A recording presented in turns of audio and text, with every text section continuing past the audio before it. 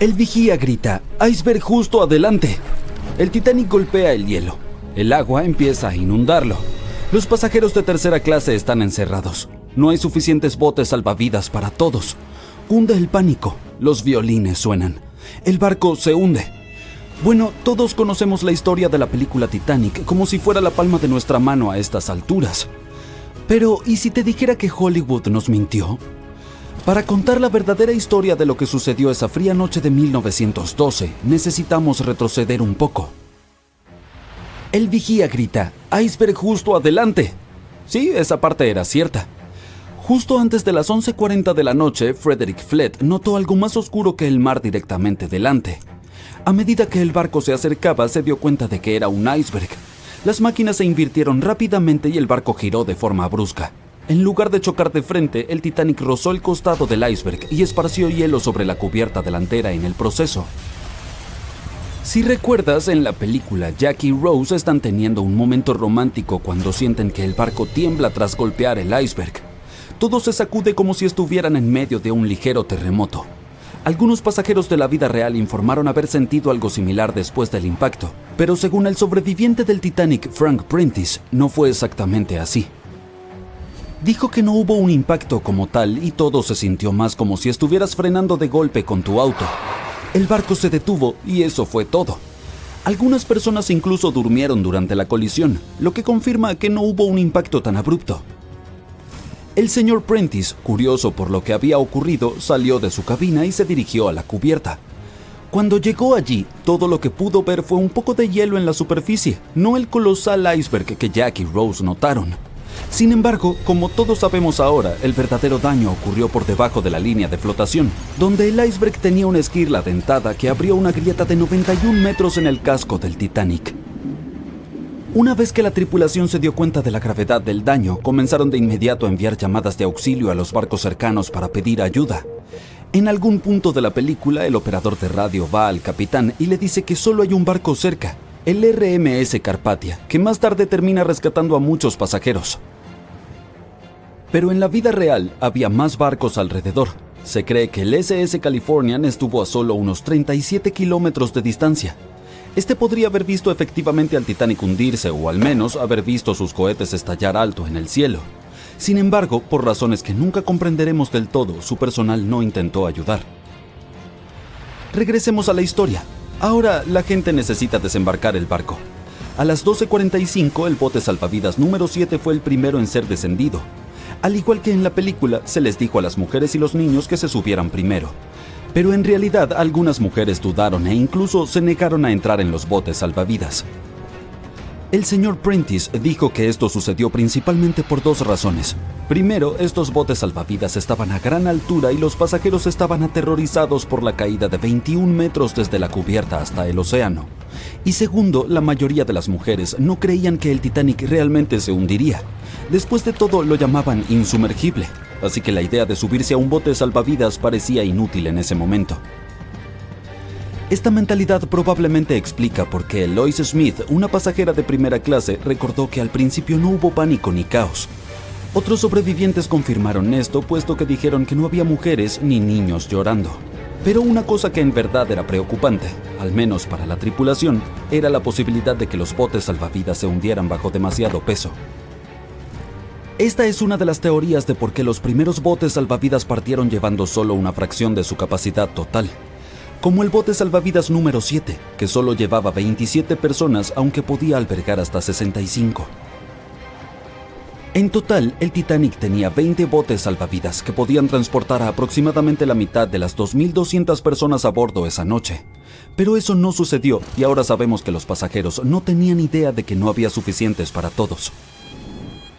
Mientras las mujeres abordaban tranquilamente los primeros botes salvavidas, los músicos se dirigían a la cubierta.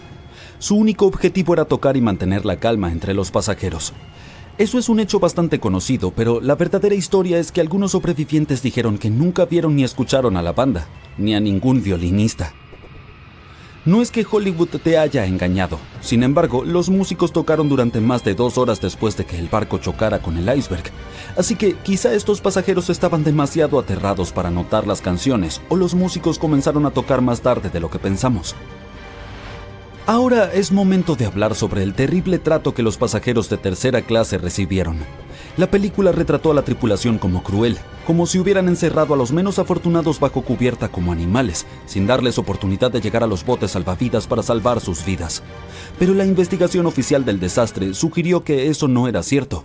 Es decir, sí, menos pasajeros de tercera clase sobrevivieron en comparación con los de primera y segunda clase, pero hubo otros factores en juego. Muchos pasajeros de tercera clase se mostraron reacios a abandonar el barco aferrándose a sus pertenencias y tuvieron más dificultades para subir desde sus camarotes que estaban en los extremos del barco. Algunos sobrevivientes confirmaron que no estaban encerrados. De hecho, fue todo lo contrario. La señora George Wabi, una mujer libanesa que viajaba en tercera clase, dijo que cuando estalló el caos, algunos valientes miembros de la tripulación y pasajeros de primera clase bien vestidos en realidad la ayudaron a subir a la cubierta de primera clase y finalmente a un bote salvavidas. Al principio, el Titanic se hundía lentamente, poco a poco. Los pasajeros informaron haber visto el agua subir y haber escuchado estallidos y cuarteaduras. Luego hubo un fuerte boom. Algunos dijeron que solo había habido una explosión, mientras que otros la describieron como una serie de explosiones más pequeñas que pensaron que habían sido los mamparos cediendo. Y también hubo un grupo de personas que dijo que solo había escuchado un sonido retumbante. Entonces, no todos estuvieron de acuerdo sobre el sonido que habían escuchado, pero un hecho es innegable. A las 2:18 de la mañana, las luces del Titanic se apagaron y el barco se sumió en la oscuridad total. A medida que la proa continuaba hundiéndose, la popa se levantó fuera del agua, lo que ejerció una inmensa presión en la parte central del barco. Esto provocó que el Titanic se partiera en dos. En la película de James Cameron, este momento es bastante dramático, con el barco hundiéndose casi verticalmente en el agua. Pero en realidad, la ruptura probablemente ocurrió en un ángulo mucho menor, tal vez justo debajo de la línea de flotación. Aún así, se inclinó lo suficiente como para que las personas no pudieran mantenerse en pie y comenzaron a deslizarse hacia el agua. Una cosa interesante es que no fue hasta que se encontró el naufragio en 1985 que se confirmó finalmente que el Titanic se había partido. Hasta entonces, los sobrevivientes habían dado relatos contradictorios. Al menos 8 afirmaron haber visto partirse el barco. Emily Ryerson, una pasajera de primera clase, lo describió como si el Titanic hubiera sido cortado a la mitad con un cuchillo. Pero también había un pequeño número de testigos que insistían en que el Titanic se había hundido intacto. En ese momento, esta teoría era más aceptada porque la mayoría de las personas aún no creían que el supuesto barco indestructible pudiera partirse en dos. Entonces, ¿por qué los informes contradictorios? Bien, lo que no ves en las películas, por razones obvias, es lo increíblemente oscuro que estaba cuando ocurrió la tragedia. Era como estar en una habitación sin luz donde solo se pueden distinguir formas y sombras. Así eran los botes salvavidas. Esto significa que los pasajeros no podían realmente ver lo que estaba ocurriendo, y la mayoría de aquellos que estaban cerca del barco o perdieron la vida o estaban demasiado concentrados en tratar de sobrevivir como para prestar atención a los detalles del naufragio. Aunque la película de James Cameron no capturó por completo cuán aterradoramente oscura fue realmente la catástrofe, la serie de televisión de 2012 Titanic hizo un mejor trabajo al mostrar el terror absoluto de esa noche. Aún así, la realidad fue mucho más oscura y atemorizante. El insumergible Titanic no se hundió de forma pacífica, lo que hizo más difícil encontrar su lugar de descanso final. El mundialmente famoso RMS Titanic pereció en 1912, pero fue descubierto apenas en 1985 en una misión secreta. Aunque la gente a principios de los años 1900 tenía la ubicación aproximada de dónde estaba el Titanic, no contaban con la tecnología adecuada para encontrarlo. Al hundirse, el barco envió varias señales CQD, que significaban «vengan rápido, estamos en peligro», a un barco cercano llamado Carpathia. «Vengan de inmediato, hemos chocado contra un iceberg, es un CQD, amigo», fueron algunas de las últimas palabras transmitidas desde el telégrafo Marconi en el barco. Estos mensajes código Morse también hicieron posible las primeras misiones de investigación al naufragio. El RMS Carpathia encontró los botes salvavidas llenos de los sobrevivientes del Titanic.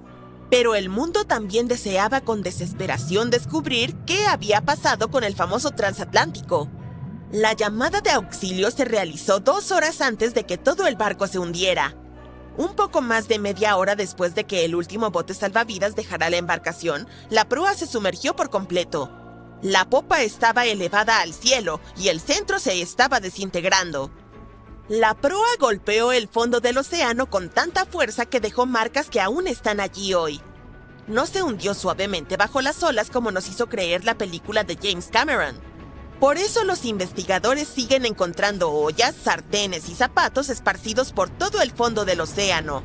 Las familias de las personas más ricas a bordo del barco, como los Astor y los Guggenheim, querían financiar una misión para sacar al Titanic de las profundidades, pero se enfrentaron a la total falta de tecnología para hacer algo tan simple como localizar el barco.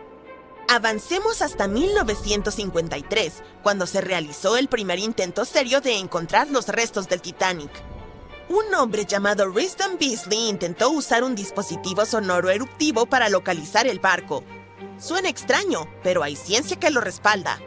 Cuando la dinamita explota, las ondas de la detonación impactan el fondo marino. Con la ayuda de sonares, los científicos podrían determinar si había algo sólido en el fondo del océano. Lamentablemente, Beasley no tuvo suerte. Pasarían otros 20 años antes de que el oceanógrafo Robert Ballard intentara localizar el Titanic. Él tuvo un poco más de suerte que Beasley. En los años anteriores, la tecnología submarina había recibido más financiación y, por lo tanto, funcionaba mucho mejor.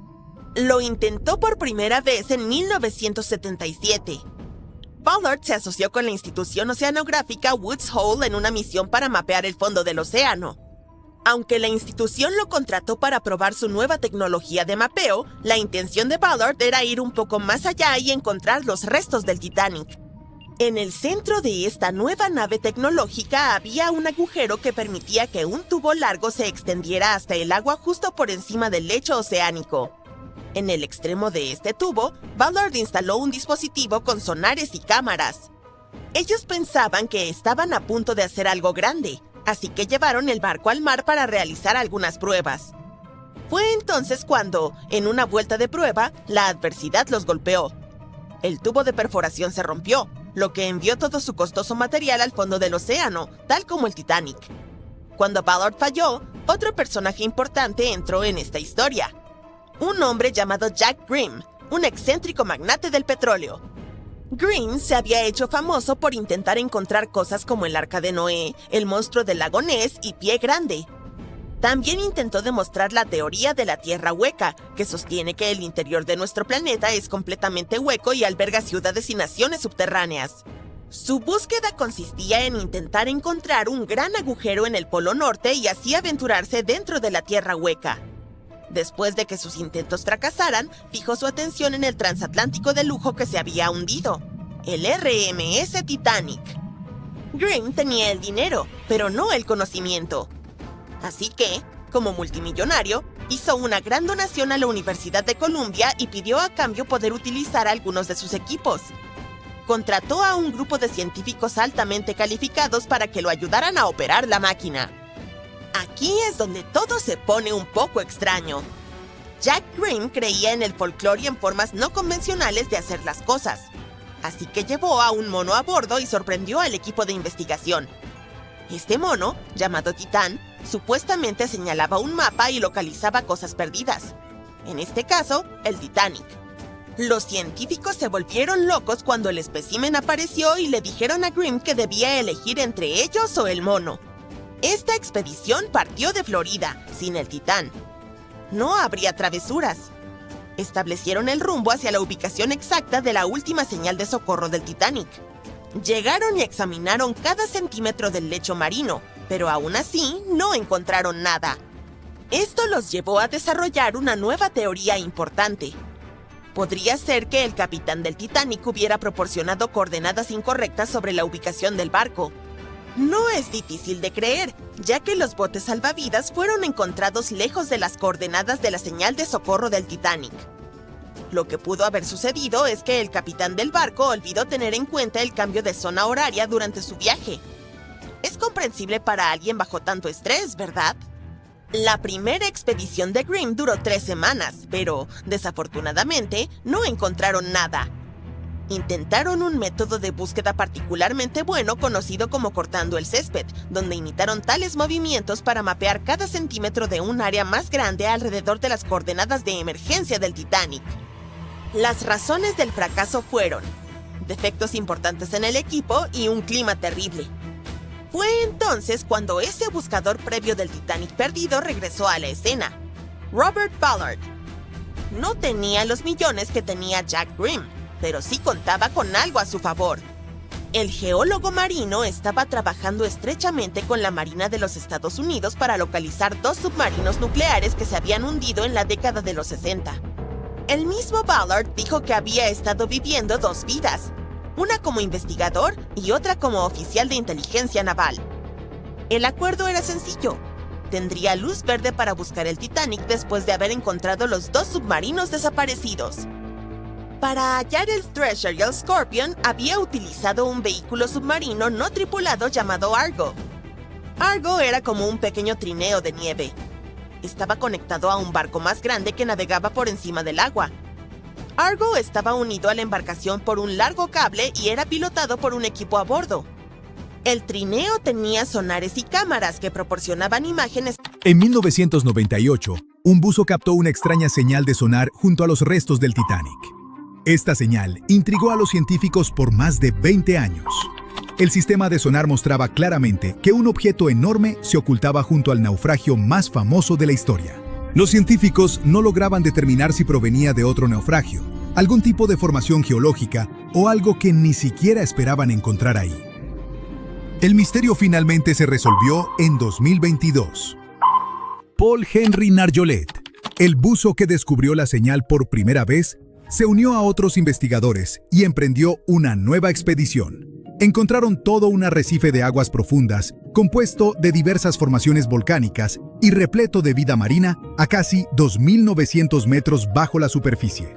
Resultó que el arrecife era el origen de la misteriosa señal que el sonar había detectado. Encontraron esponjas, corales, peces, langostas y otras criaturas sobre la cresta de basalto.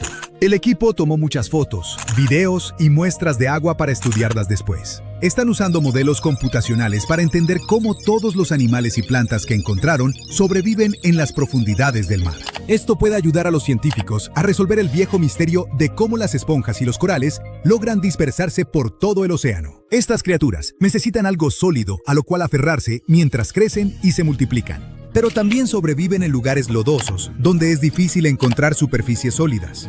Y es importante que los científicos entiendan qué les ayuda a lograrlo. Toda esta investigación es parte de un proyecto más grande para ver cómo estos frágiles mundos submarinos podrían cambiar o sobrevivir en el futuro. Hay otro misterio cerca del Titanic que Nargeolet quiere explorar en el futuro. Hace mucho tiempo notó otra señal entre el Titanic y el arrecife recién descubierto. Nargeolet cree que este nuevo objeto misterioso podría ser incluso más grande que el arrecife. El Titanic yace en el fondo del océano en 2 grandes pedazos, apuntando en direcciones distintas.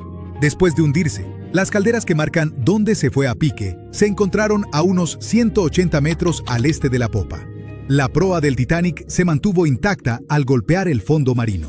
Pero la popa quedó completamente destrozada por las implosiones que sufrió durante el descenso.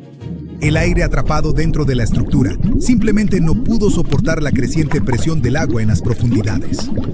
Algunos sobrevivientes del famoso naufragio mencionaron que vieron al barco partirse en 2 mientras se hundía. Al principio, nadie les creyó. Pero ahora sabemos que el Titanic realmente se partió entre su segunda y tercera chimenea mientras se iba al fondo. Al barco más famoso de la historia le tomó 2 horas y 40 minutos sumergirse por completo. La colisión dejó que el agua inundara 6 de 16 compartimentos estancos. Mientras el agua entraba por estribor, el barco empezó a inclinarse hacia el frente y un poco a la derecha. A medianoche, los compartimentos dañados ya derramaban agua hacia los demás. El agua empezó a entrar por 2 agujeros de las cadenas del ancla y para las 2 de la mañana, la proa se hundía y las hélices de la popa se elevaban fuera del agua. El barco siguió inundándose hasta que la proa se sumergió y la popa se elevó en un ángulo pronunciado de casi 45 grados. El peso de esas enormes hélices sometió a una gran tensión la parte media del barco. El acero simplemente no resistió y cedió. Los sobrevivientes describieron ese momento como un ruido fuerte. como porcelana rompiéndose. Era la superestructura del Titanic cediendo. A las 2:12 de la mañana, la proa y la popa solo estaban conectadas por la estructura del fondo interior. Minutos después, la proa, con un peso de unas 16.000 toneladas, se desprendió de la popa. La popa se elevó bruscamente hasta una posición casi vertical y empezó a hundirse lentamente. A las 2:20, desapareció bajo el agua. Durante el descenso, las grandes chimeneas fueron arrancadas, arrastrando cables y otras partes de la cubierta. El mástil delantero también se quebró y cayó, estrellándose contra el área del puente. La caseta del timón donde el capitán dirigía el barco probablemente fue destruida cuando el mástil se desplomó. La proa bajaba a unos 37 kilómetros por hora y golpeó el fondo del océano casi media hora antes que la popa. El impacto fue tan fuerte que dobló y rompió aún más partes del barco. Las cubiertas traseras de la proa se colapsaron unas sobre otras. El área alrededor del puente donde se controlaba el barco se ve especialmente dañada, como si un puño gigante la hubiera aplastado. El techo y los costados de los camarotes de los oficiales y el gimnasio se hundieron, y las barandillas se doblaron hacia afuera. Algunos expertos creen que cuando la proa dejó de hundirse de golpe, una poderosa ráfaga de agua provocada por la parada repentina se estrelló contra los restos. Causó aún más daño, pero el daño del choque del Titanic con el iceberg ya no se puede ver porque está enterrado bajo el lodo. Si quieres ir a verlo tú mismo, debes saber que las aguas alrededor del Titanic siguen siendo muy peligrosas. Para empezar, los icebergs siguen siendo un peligro en la zona. En 2019, un total de 1.515 icebergs flotaron lo suficientemente al sur como para meterse en las rutas de los barcos que cruzan el Atlántico entre marzo y agosto. Segundo, la luz del sol solo llega a unos 1.000 metros bajo la superficie, y más allá de eso, está completamente oscuro. La zona donde yace el Titanic se llama la zona de medianoche, porque no hay nada de luz. Cuando los científicos bajan a explorar el Titanic, pasan más de 2 horas descendiendo en agua completamente oscura, antes de que el fondo del océano aparezca de repente bajo las luces de su sumergible. Ver cualquier cosa allá abajo es difícil porque las luces del sumergible solo iluminan unos metros al frente, así que es fácil perderse. Para orientarse, los exploradores usan mapas detallados del sitio del naufragio creados durante muchos años y herramientas especiales como acelerómetros y giroscopios para rastrear la posición y orientación de la nave. Aún con toda esta tecnología, sigue siendo muy difícil orientarse allá abajo. Además, entre más profundo vas en el océano, mayor es la presión del agua a tu alrededor. En el fondo del océano, donde descansa el Titanic, la presión es unas 390 veces mayor que la que sentimos en la superficie. Por eso, los submarinos necesitan paredes muy gruesas para soportar estas condiciones extremas y mantener a salvo a las personas adentro. Las corrientes allá abajo no son tan fuertes como en la superficie, pero a veces las llamadas tormentas bénticas pueden crear poderosas corrientes submarinas capaces de arrastrar cosas del fondo del océano. El Titanic se ve afectado por ellas. Las corrientes cerca de él fluyen principalmente de este a oeste y de noroeste a suroeste, pero pueden cambiar de dirección mucho, especialmente alrededor de la sección de la proa. Muchos expertos creen que con el tiempo, estas corrientes moverán suficiente arena y lodo como para cubrir los restos del Titanic con capas de sedimento. Después de más de 100 años bajo el agua, el Titanic poco a poco empezó a deteriorarse. Pequeños microbios han ido devorando el metal a lo largo de los años. Esto creó formaciones oxidadas parecidas a estalactitas, llamadas rustículos. Estos rustículos hacen que el barco se desmorone aún más rápido, especialmente en la parte trasera. Los científicos creen que esta sección se deteriora 40 años más rápido que la delantera. Los restos se van derrumbando poco a poco cada año. Pero mientras nadie los toque ni entre en ellos, deberían mantenerse mayormente intactos por ahora. Y finalmente, los científicos encontraron evidencia de que enormes deslizamientos de tierra ocurrieron alrededor del naufragio del Titanic hace mucho tiempo. Estos deslizamientos enviaron toneladas de sedimento deslizándose desde la pendiente continental cercana. Creen que el último gran deslizamiento así ocurrió hace decenas de miles de años y dejó capas de sedimento de hasta 100 metros de espesor. Pero no te preocupes, estos eventos son extremadamente raros. En la película Titanic, no verás ningún humo sobre el cuarto embudo del legendario transatlántico, y eso no es un error. En 1911, el año antes de la partida del barco de ensueño, los grandes barcos navegaban principalmente con 4 chimeneas. Las necesitaban para extraer el calor y los vapores de sus enormes calderas. El Titanic fue una verdadera joya de la ingeniería que solo necesitaba 3 chimeneas para funcionar. Así que se agregó una cuarta para el equilibrio y una apariencia más impresionante.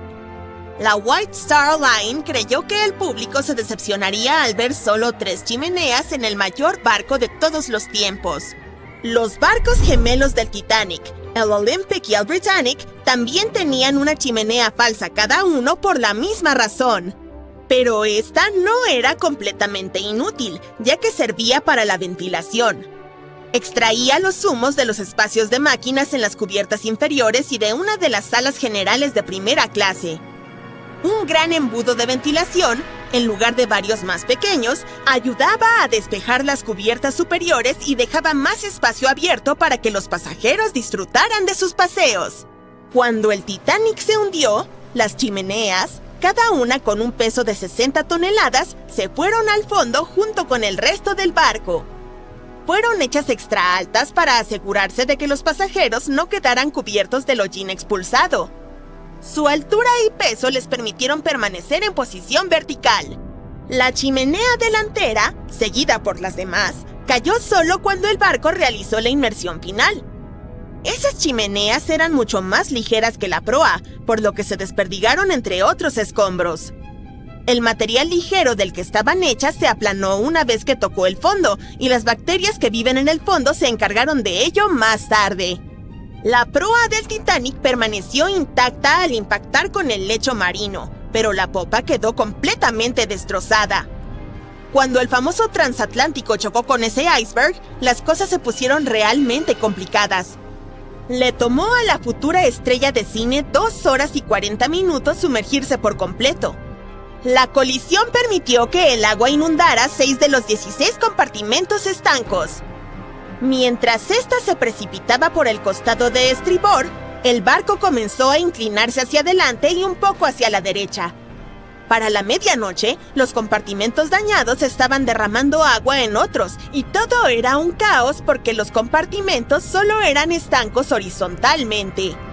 Pronto, el agua comenzó a inundar la embarcación a través de los agujeros de la cadena del ancla, y para las 2 de la mañana, la proa se estaba hundiendo, mientras que las hélices de la popa quedaron fuera del agua.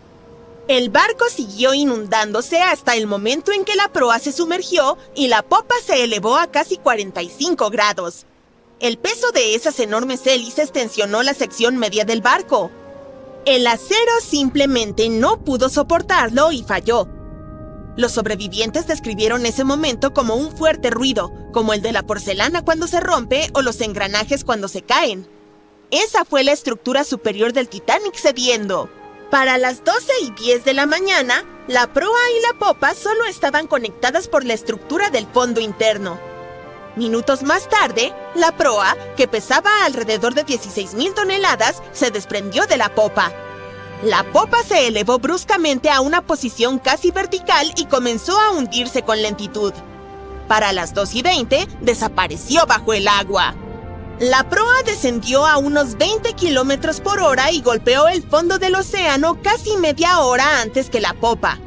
Las dos partes del Titanic ahora yacen a 610 metros de distancia entre sí, apuntando en direcciones diferentes. La proa permaneció mayormente intacta, solo cubierta de barro. Pero la popa se convirtió en un desastre enredado debido a las implosiones que sufrió durante el descenso. El aire atrapado dentro de la estructura simplemente no pudo soportar la creciente presión del agua en las profundidades. Los cohetes de señales jugaron un papel importante en la tragedia del Titanic. Cuando un barco se hunde, se supone que debes lanzar bengalas rojas para señalizar problemas. Pero alguien decidió abastecer al Titanic con bengalas blancas en lugar de las habituales, así que, cuando el barco chocó contra el iceberg, la tripulación disparó las bengalas blancas. El SS Californian pasaba cerca, y su capitán sabía que el Titanic estaba en una zona peligrosa de icebergs. La tripulación no vio el Titanic hundiéndose, pero ciertamente vieron esos cohetes blancos. La radio entre los barcos era inútil porque el operador del Californian la había apagado. El capitán tuvo la corazonada de que algo andaba mal, así que envió una señal luminosa en código Morse al Titanic, pero no recibió respuesta porque este ya se había hundido. Había otro barco, el Samson, navegando junto al Titanic. A bordo llevaban mucha carne de foca congelada y cazada ilegalmente en aguas canadienses. Por ello, navegaba con las luces apagadas para no ser detectado. Cuando vieron los cohetes blancos del Titanic, pensaron que era la guardia costera y se alejaron rápidamente. El Samson no tenía radio, así que no pudieron enterarse del desastre en curso. La tripulación recibió la noticia sobre el Titanic solo cuando llegaron a la costa de Islandia el mes siguiente. Ha habido muchas teorías para explicar la tragedia del Titanic, y una de las más recientes dice que hubo un incendio involucrado. Un periodista irlandés, Sinan Moloney, se puso en plan detective. Durante décadas investigó el misterio y dio con un descubrimiento revolucionario. Encontró un álbum de fotos que había estado oculto al público durante un siglo tras la tragedia. En las imágenes tomadas en el astillero Harland & Wolff en Belfast, Irlanda del Norte, apenas una semana antes de que el transatlántico zarpara, se puede ver claramente una enorme mancha negra de 9 metros en el casco del barco. Moloney investigó las fotos y los testimonios de testigos presenciales de la época y afirmó que un incendio se desató espontáneamente dentro de uno de los enormes depósitos de carbón del Titanic. Ardió durante 3 semanas enteras y afectó al metal, debilitando críticamente un segmento crucial del casco del barco. En ese entonces, la mayoría de los barcos tenían solo un casco, por lo que era la única protección del Titanic. Por eso, el iceberg logró hacer un agujero en la embarcación con tanta facilidad. Si no hubiera sido por el incendio, puede que el Titanic hubiera resistido el impacto del iceberg. La empresa que operaba el transatlántico sabía sobre la situación, pero decidió ocultar ese hecho. No querían ninguna historia negativa en la prensa, ya que enfrentaban una competencia seria en los viajes transatlánticos. Los boletos del Titanic se habían agotado, así que se abastecieron de carbón y lo hicieron zarpar. La Luna también podría haber jugado un papel en el hundimiento. Nuestro satélite afecta en gran medida las mareas en la Tierra. Cuanto más cerca está de nuestro planeta, más fuertes son las mareas debido al aumento de la gravedad de la Luna.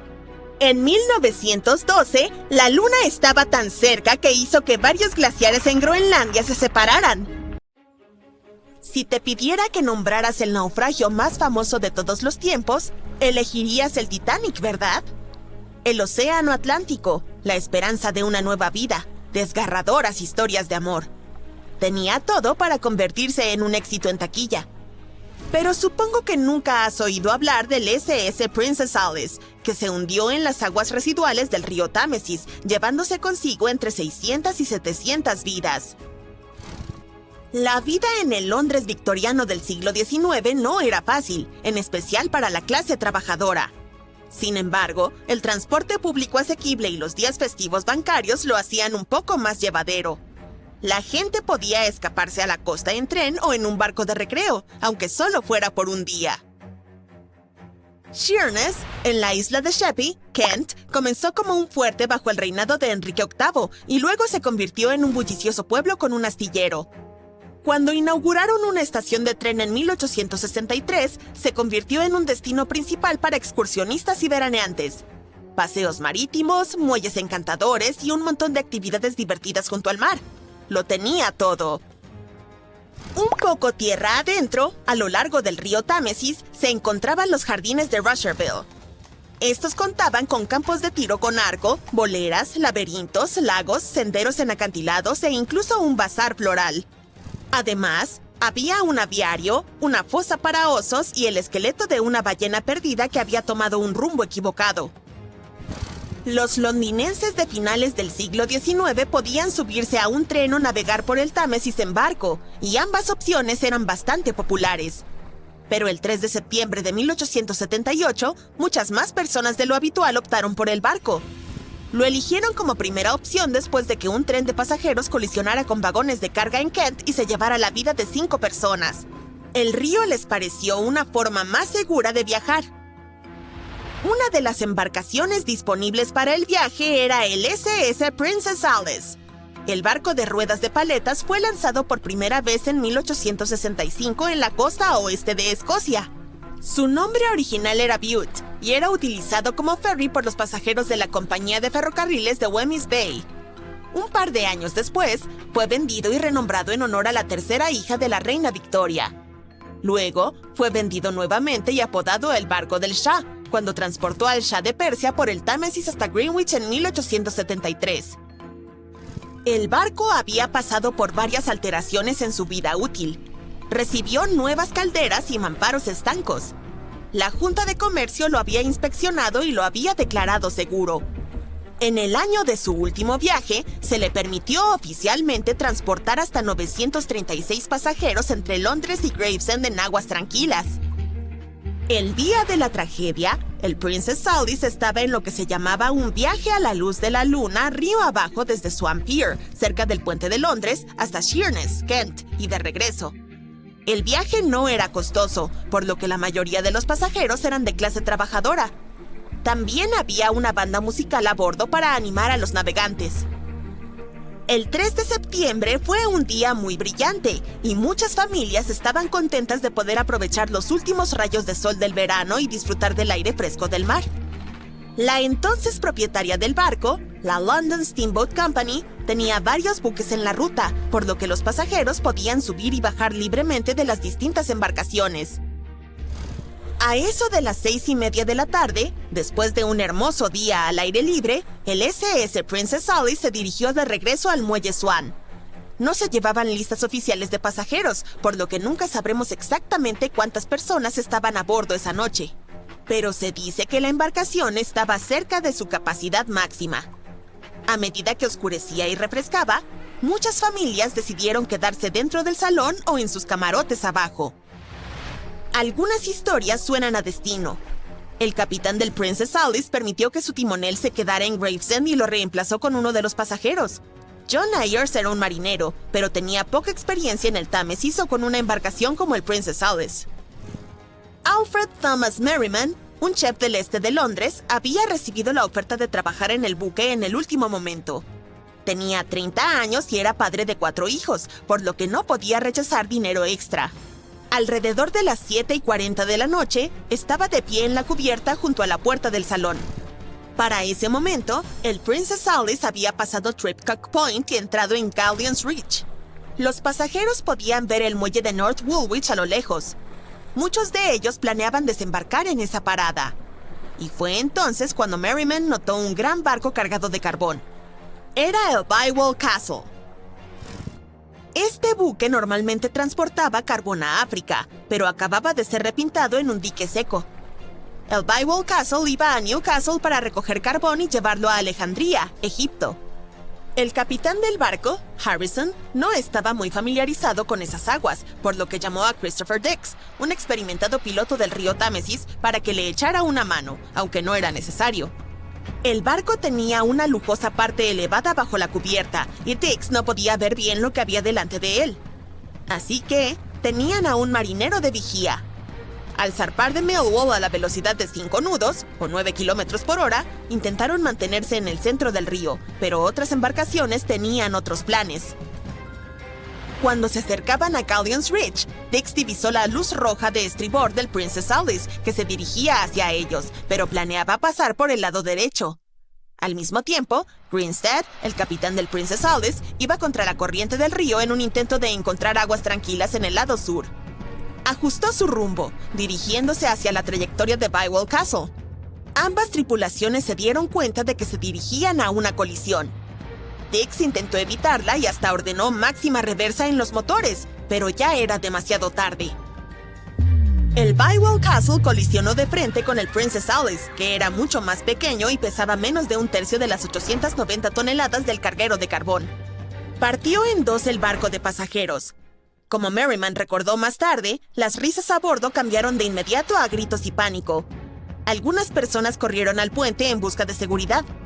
Merriman se apresuró hacia el capitán y le preguntó qué hacer a continuación. La respuesta fue sombría. Nos hundimos rápido. Hagan lo mejor que puedan.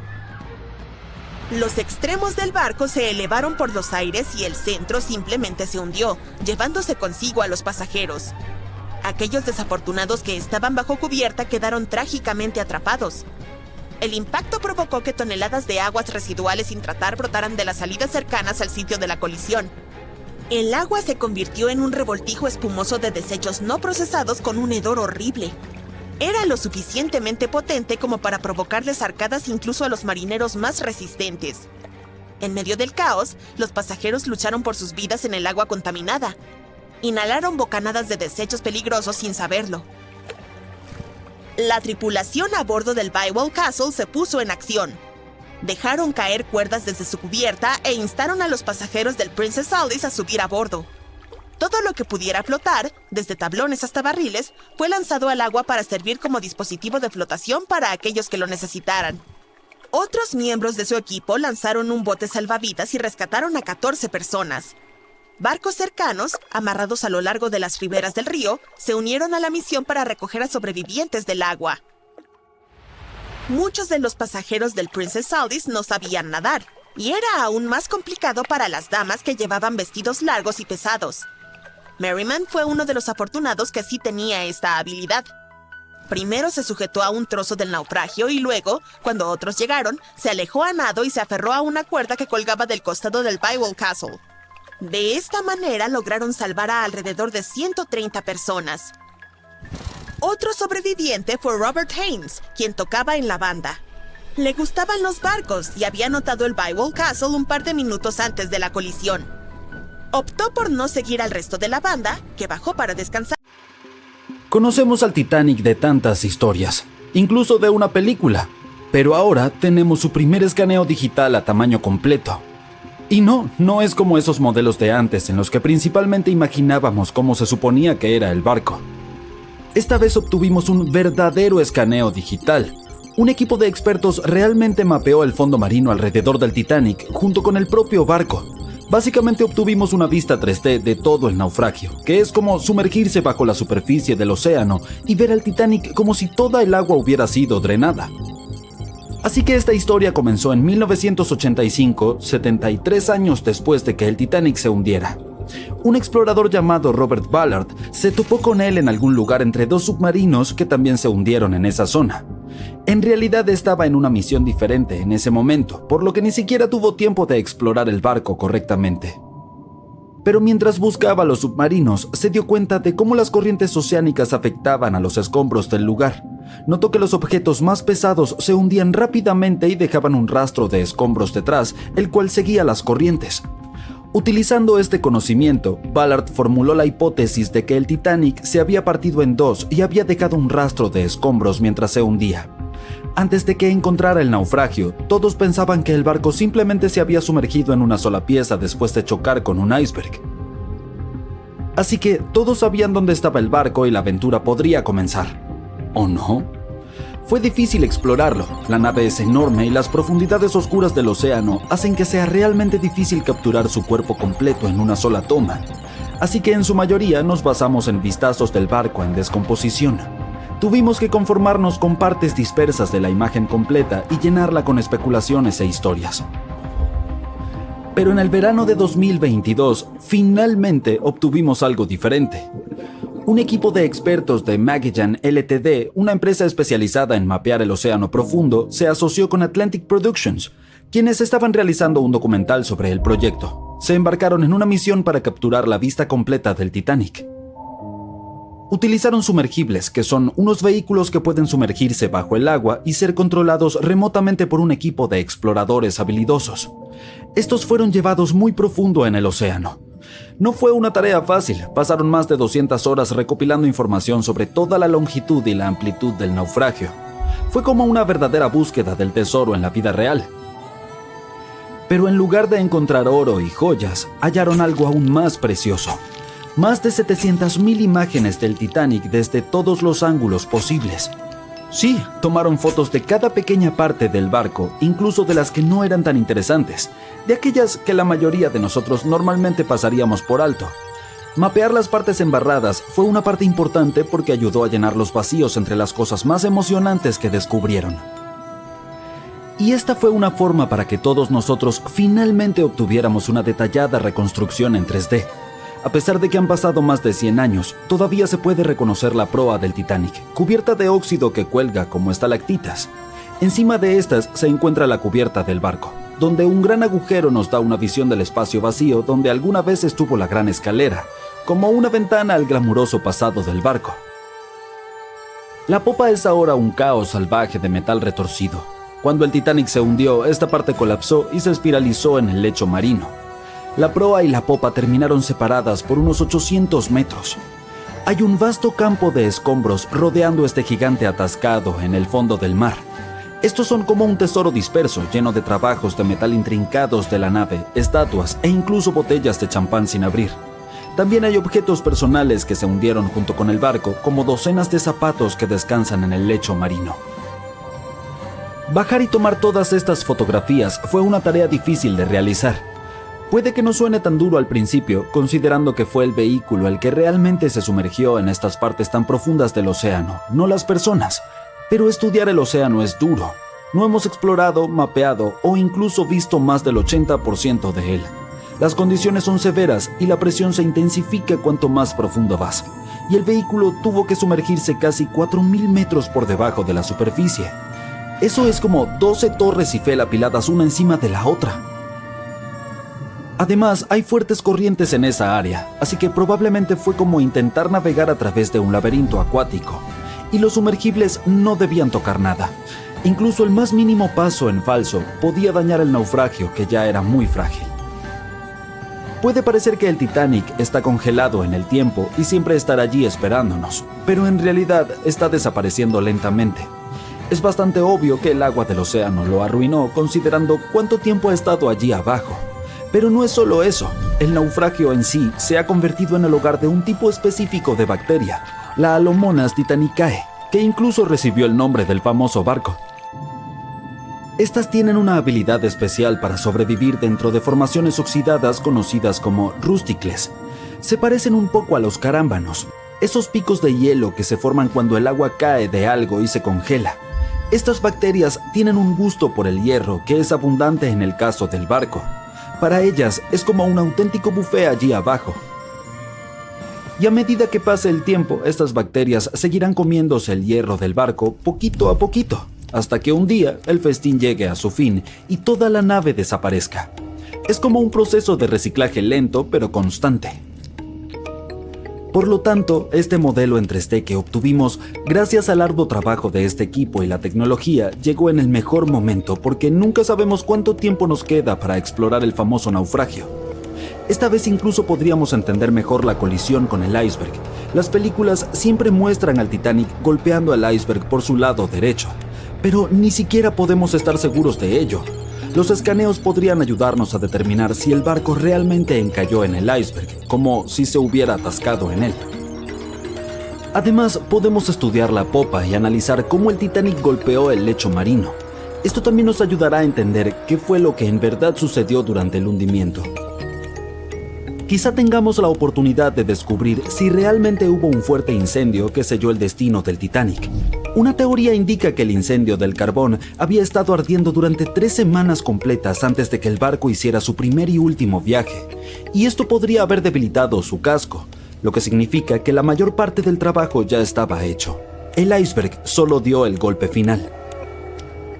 También podremos saber si realmente hubo un iceberg, algo que muchas personas se preguntan.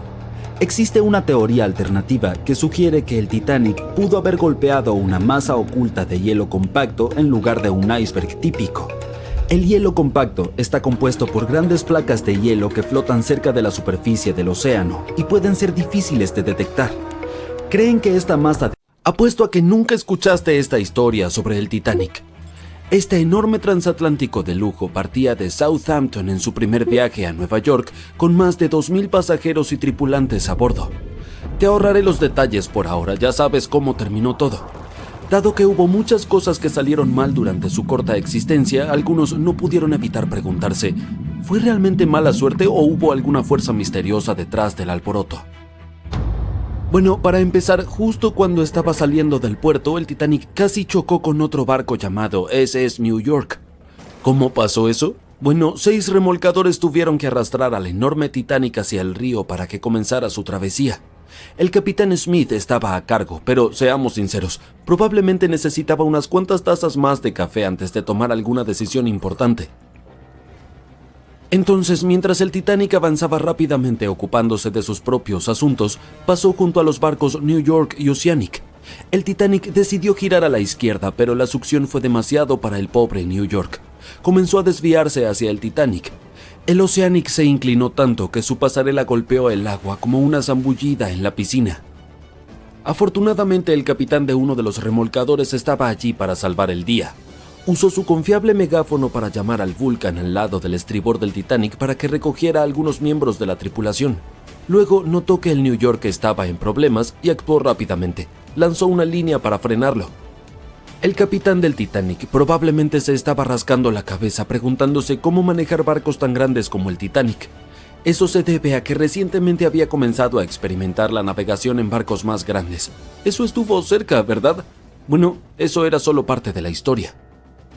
Como resulta ser, la enorme lista de desgracias podría haber comenzado incluso antes.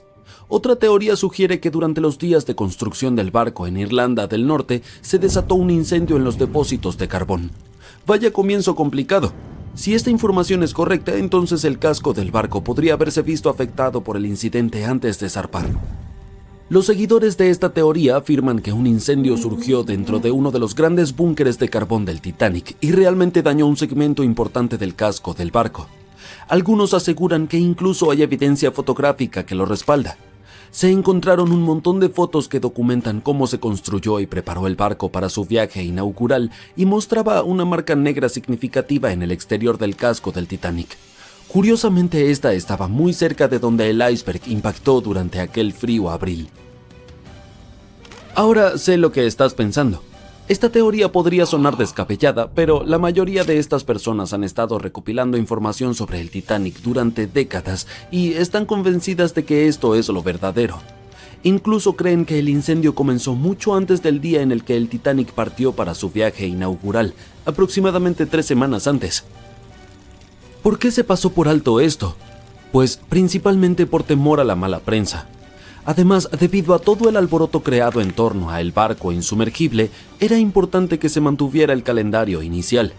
Por supuesto, no todos están convencidos por esta nueva teoría. Algunas personas piensan que es solo otra idea loca para añadir a la larga lista de teorías sensacionalistas del Titanic. ¿Qué pasaría si te dijera que incluso había rumores sobre una parte de un antiguo sarcófago egipcio a bordo? ¿Podría eso haber tenido algo que ver con el trágico final del Titanic? Algunos realmente creen que sí. Déjame contarte la historia de la momia de la mala suerte. Es un relato que te pondrá la piel de gallina. Ya en el siglo XIX, este antiguo artefacto egipcio, concretamente la tapa de un sarcófago de la momia, fue trasladado a Europa. Y tan pronto como llegó empezaron a suceder cosas extrañas. Ahora bien, algunas de las historias pueden estar un poco exageradas, pero según los periodistas, algunas de ellas eran realmente ciertas. Los rumores despertaron el interés de un escritor británico, quien más tarde pasó meses investigando el caso de la momia y sus supuestas historias relacionadas. Planeaba escribir un artículo desmintiendo los mitos, pero descubrió que todos eran demasiado reales. Desafortunadamente nunca llegó a terminar su trabajo porque falleció de repente. Otros creían que la urna de la momia estaba vigilada por elementales egipcios. Advirtieron a otros que no se metieran con el artefacto. La historia de la urna de la momia es igual de espeluznante. Fue encontrada en Egipto y vendida a una persona convenientemente llamada Señor W en una fiesta organizada por una conocida dama inglesa. Cuando la urna llegó a Inglaterra, fue entregada a la hermana del Señor W, quien inmediatamente sufrió pérdidas financieras y otros problemas. Un fotógrafo que tomó una foto de la urna afirmó haber capturado el rostro de una mujer viva en la película. El sarcófago de la momia finalmente terminó en el Museo Británico y todavía se encuentra allí hoy en día. Sin embargo, los rumores dicen que estaba a bordo del Titanic y fue responsable de su hundimiento. Pero no creas todo lo que escuchas. Algunas fuentes afirman que el sarcófago nunca salió del Museo Británico y que el rumor fue iniciado por un periodista llamado William Stead. En realidad era un pasajero del Titanic y supuestamente les contó a sus compañeros de viaje sobre la desafortunada momia antes de que el barco se hundiera. ¿Eso es lo que ocurre cuando desafías al destino? Lo dudo seriamente, pero te hace pensar, ¿verdad? Se pone aún más extraño, créeme. Aproximadamente 50 pasajeros se acobardaron antes de que el barco zarpara y se negaron a aportar el Titanic en el último minuto, aunque eso significara perder el costo del boleto. Simplemente tenían un muy mal presentimiento sobre todo el asunto, e incluso un astrólogo irlandés advirtió contra hacer el viaje en el Titanic. Dudo que haya visto un enorme iceberg oculto en las estrellas, pero ciertamente contribuye al misterio que rodea a esta embarcación. ¿Y sabes qué es aún peor? El hecho de que los binoculares del barco que podrían haber ayudado a evitar la colisión con el iceberg estaban guardados bajo llave. Aparentemente esos binoculares podrían haber sido utilizados por los vigías esa fatídica noche. Pero adivina qué, la llave la tenía David Blair, un oficial que desafortunadamente fue removido de la tripulación antes de la partida del barco. Pobre hombre, es probable que ni siquiera supiera lo que estaba guardando. Ahora, algunos historiadores piensan que si esos binoculares se hubieran usado, el iceberg podría haberse avistado antes.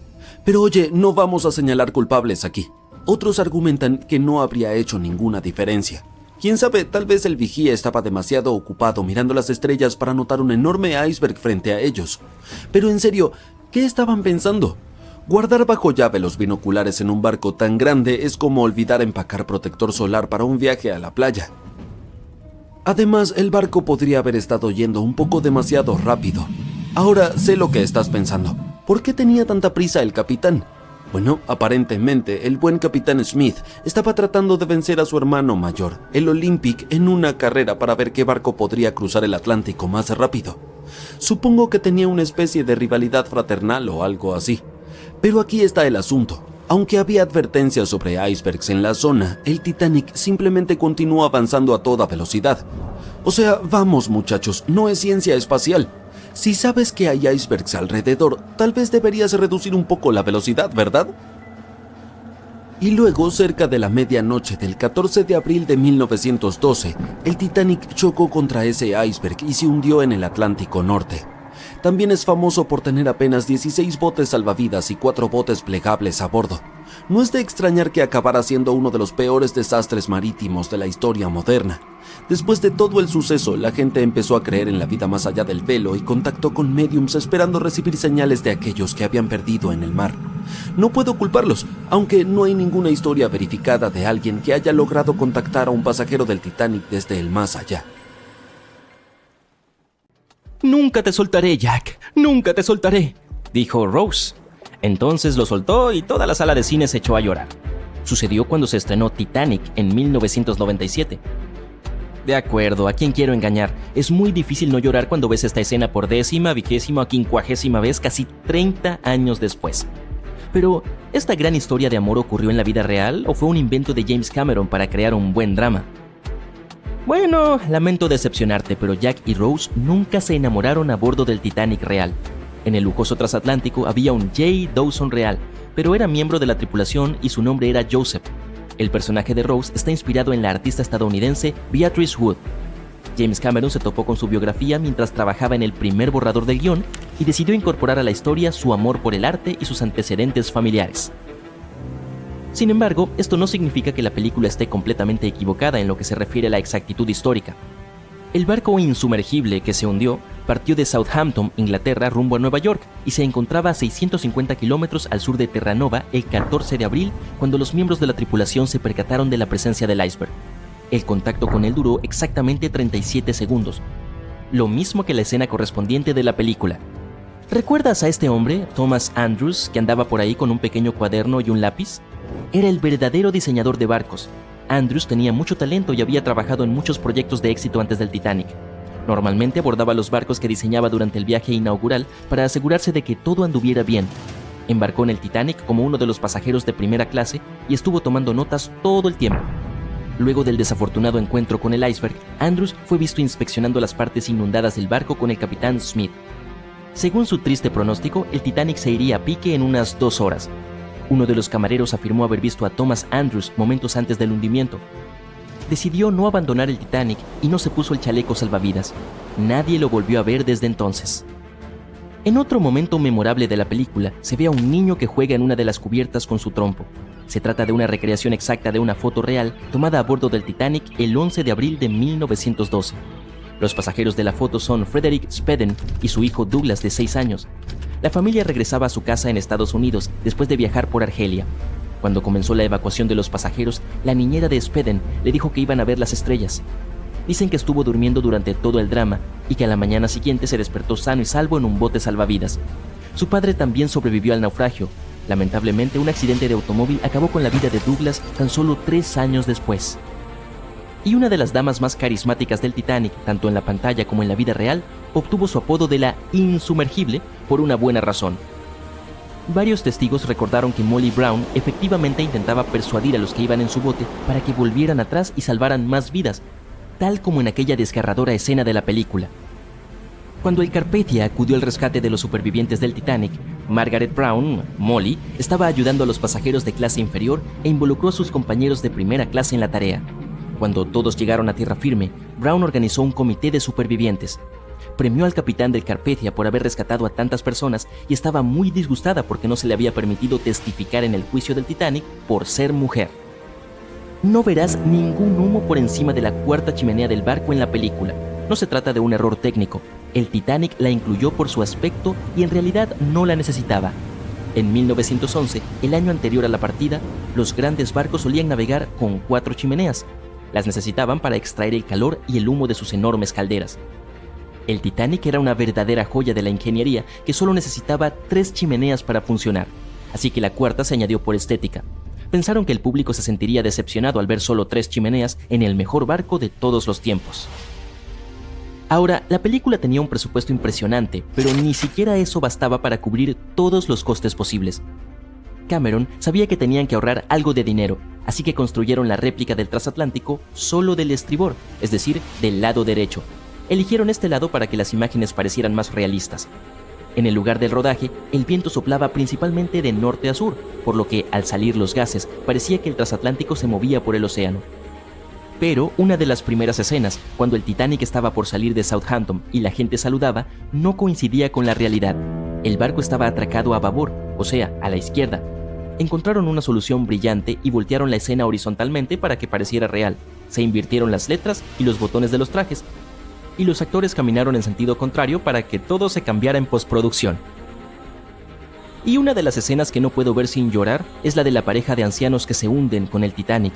Quienes inspiraron este desgarrador momento eran personas reales, unos de los pasajeros más ricos del no tan insumergible barco.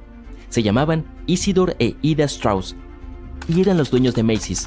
Cuando se difundió la noticia del desastre, se pusieron los chalecos salvavidas y corrieron a cubierta junto con los demás. Ida subió al bote salvavidas, pero Isidore se negó a hacerlo antes de que todas las señoras y los pequeños estuvieran allí.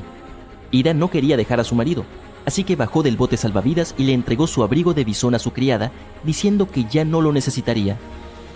Isidore rodeó a Ida con sus brazos y permanecieron en el puente del barco hasta que una enorme ola los arrastró a ambos al mar.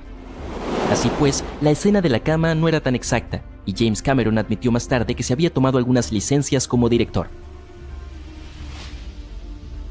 Ahora, ¿recuerdas a este tipo que estaba bebiendo de una petaca junto a los protagonistas mientras el barco se hundía?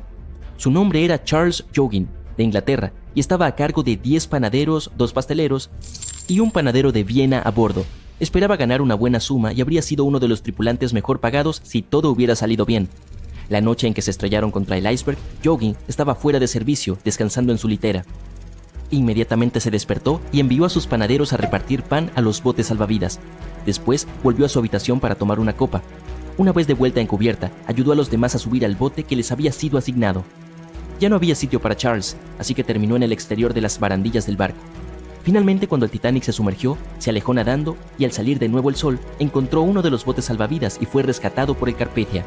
El contenido del frasco debió ayudarlo a sobrevivir. El hombre bien vestido que decidió quedarse en el Titanic para siempre era el empresario estadounidense Benjamin Guggenheim. Probablemente te suene el apellido. Y sí, pertenecía a esa famosa familia. Guggenheim viajaba con su ayuda de cámara, su pareja, una cantante francesa llamada Léotard, su criada y su chofer. Todos embarcaron en el Titanic en Francia durante una de las breves escalas que hizo tras salir de Southampton. Cuando se produjo el desastre, Benjamin ayudó a las demás a subir al bote salvavidas. Al parecer, les dijo que solo se estaban despidiendo hasta el día siguiente. Estaba seguro de que el barco se repararía rápidamente. Tras ayudar a muchas mujeres y jóvenes a subir a los botes, Guggenheim prefirió no pelear por los asientos que quedaban. Él y su ayuda de cámara regresaron de las cubiertas a la suite de primera clase y se pusieron sus mejores trajes para hundirse.